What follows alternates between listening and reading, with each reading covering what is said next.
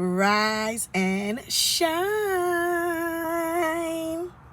So today is February 17th, 2022, and it is 8:21 a.m. here in Texas, y'all, because as y'all know, I'm still here. And I really wish I could just stay here until this dog, y'all, it's every day with him. But listen, I wish I could just stay here until it's time for my move.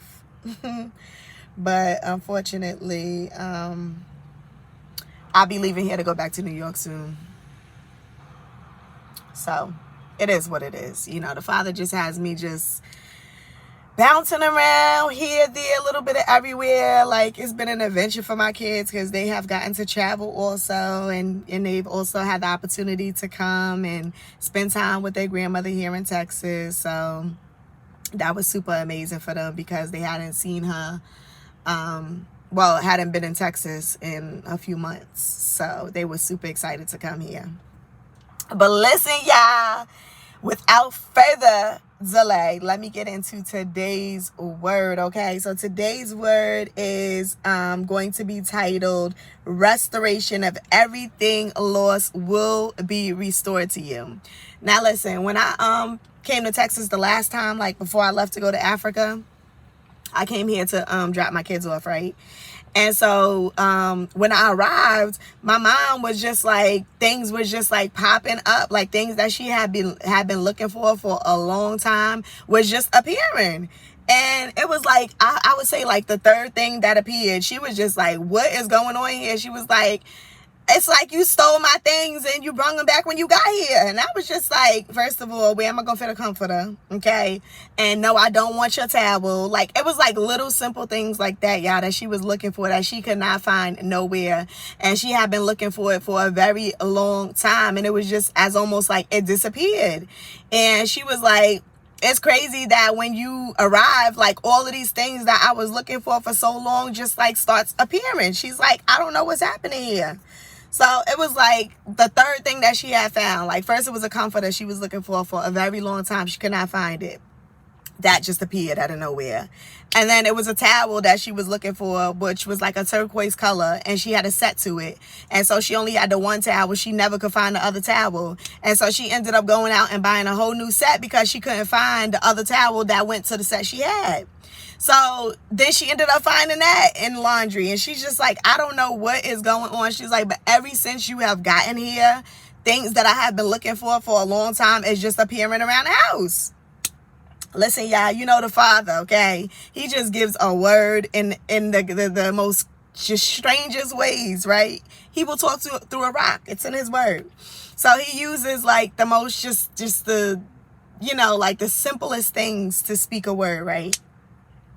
And so basically the Father is saying that everything that may have seemed like it was lost to you, it is being restored to you. He spoke in the midst of my mom saying this thing. He spoke into my spirit and he said, listen, everything that you thought was lost, guess what? I'm bringing it to you. Guess what? I'm restoring it to you. Guess what? That job that you thought that was lost, guess what? Not only am I restoring your job, but I'm bringing you an even better position. Guess what? That house that you got evicted from, not only am I bringing you into a new house, but it's going to be even better than the last time. So the Father is bringing about this restoration for us, y'all. And not only is he bringing about this restoration for us, but it is going to be better than what we had the last time. It's going to be better than what we thought was lost, right? He is bringing it back to us. And even those things that you had, right? Even those things that you had and that may seem like it was lost. He's restoring that thing to you. He's restoring it. And when it's restored to you, it's going to be perfect, just as if it never left, right? But it's going to be even better because now the Father's hand is upon it. He has put his touch on it. So when it comes back, this thing comes back into your life. I don't care what it is, whether it be a job position, whether it be a promotion at work, whether it be a failed marriage, whether it be a child who just, became the prodigal child, whether it be a business opportunity, a business venture, may it be a new house that you purchase in, whatever it is, listen, The Father is bringing about restoration, okay? He is restoring those things back onto you. He is restoring those things back onto us. And he's just amazing, right? And he's so faithful, because it's like we get in our head and we just like, it's gone. Like, we look at a natural. We look with a natural eye and we just think to ourselves, like, it's no way.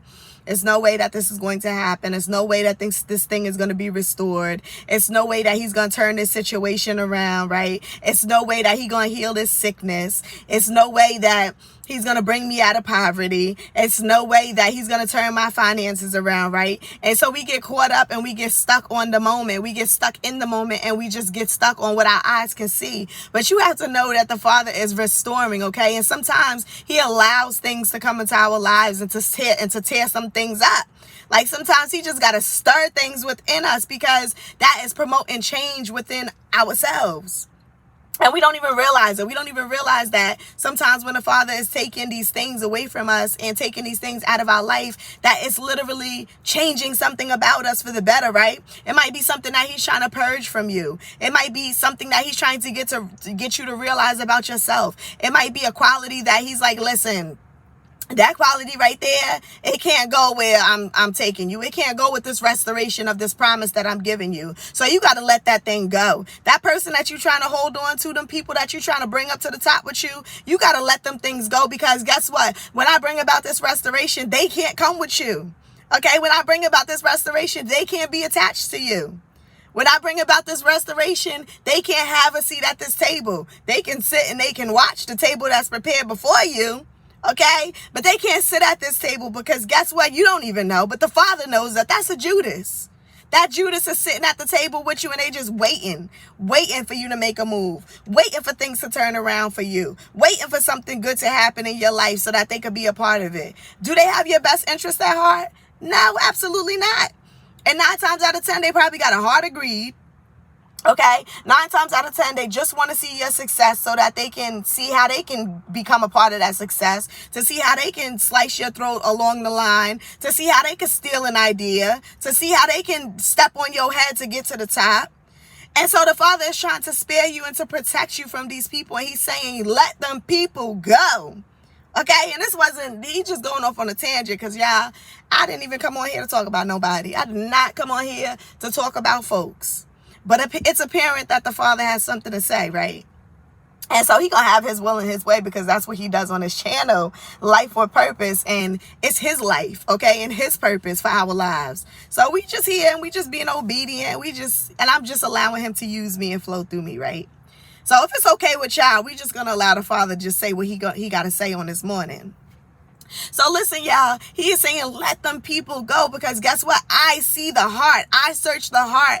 I see what's inside of them. I see the ravaging wolf that's within their midst, right? That's within their being. And then they're putting a smile on their face and they acting like they so supportive, and they holding you down, and they standing on your corner, right?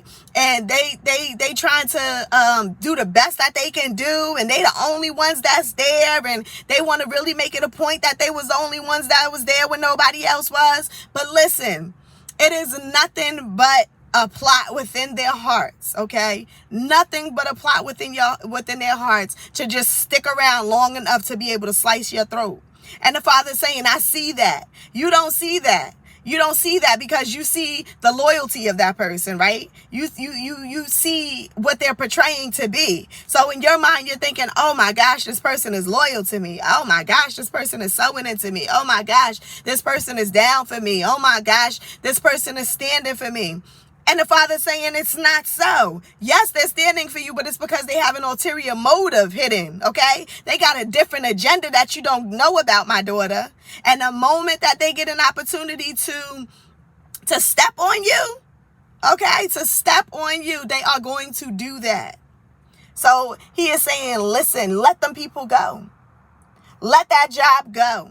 Okay, maybe that job is gonna be the cause of your health failing somewhere down the line, because you so stressed out about the position. You so burdened down by everything that the job is trying to put on your shoulders, as if it ain't other workers besides you. right? You so stressed out because they working you like a dog and you don't even get not one day off to take self-healing time, right? To even have a vacation moment, to even have just a moment to breathe, a moment to think, a moment to be outside of that job. Your whole dedication, your whole focus has been on committing to this job position.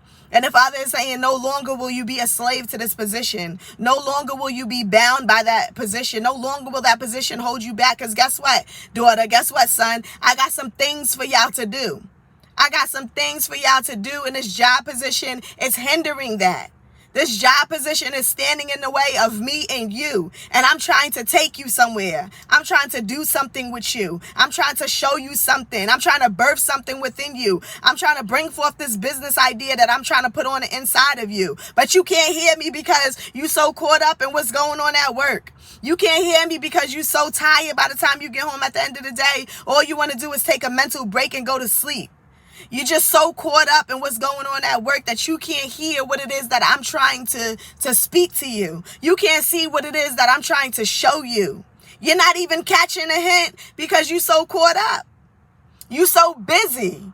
You so busy being about your own work that you forgot what it was to be about my work. And so I'm trying to separate you from that thing, and I'm trying to get into alignment with you, and I'm trying to get you to focus on me, and I'm trying to get you to see the vision that I have for your life.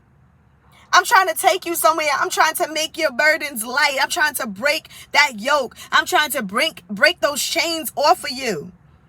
I'm trying to bring you up out of that thing. I got something way better than that job position, right? I got something way better. I got something way better than that house you living in right now. Yeah, it's nice. It's cute. You put it together. You fixed it up. You hooked it up. It's comfortable. But guess what? I got something way better. So if you think that's comfortable, wait till you see the house that I'm bringing you into. Wait till you see the blessings that I have ahead of you. If only you would get obedient about me. If only you would get obedient about my word. If only you would stand in faith, right? If only you would just look up and focus your gaze upon me. I'm bringing you into a new thing that you could never get. You would never be able to get this thing by focusing on the world, by focusing on that job position, by focusing on that person that you're connected to, or people that you're connected to, by focus on outward things, okay? Because you can only get the inward things that I've placed inside of you is when you look on the inside. And if you never take a moment to just sit in the calmness of your mind and just meditate on the things that I have given you. If you just take a moment to just close your eyes and tune the world out, you will begin to see that there's a whole reality that's existing in the midst of yourself. You will realize that it's visual, it's tangible. When you close your eyes, you can touch it, you can see it, you can smell it. It's real. That thing is real on the inside of you. That thing is more real on the inside of you than what you see on the outside. And if you would just take a moment and you would just get on the inside of you, then the things that's on the inside of you that I have placed there is going to manifest on the outside of you. If you would just take a moment to just get into agreement with my promises, then you're going to see my promises in the reality. These promises that I've placed inside of you, if you would just take a moment to understand them, then you would see that I'm trying to manifest these things on the outside. And so I just encourage y'all, like, listen. The Father is bringing about restoration, okay? Things that you thought was lost centuries ago. Things that you thought was never going to turn around. Things you thought that was written off, you done charged it off, right? You ever look on your credit and you see that charge off? It's done. It's a done deal at this point, right? And the Father's saying, not so. Not so. It's not a done deal because I am the impossible and I make the impossible possible. That's me. That's what I do. I'm in this business. So come to me, follow me. I'm in this possible. I'm in this business of making the impossible possible. And that's what he wants to do in your life. That's what he wants to do in my life. That's what he wants to do in our lives. He wants to show up. He wants to show out. He wants you to be that living, walking, breathing testimony of what he can do.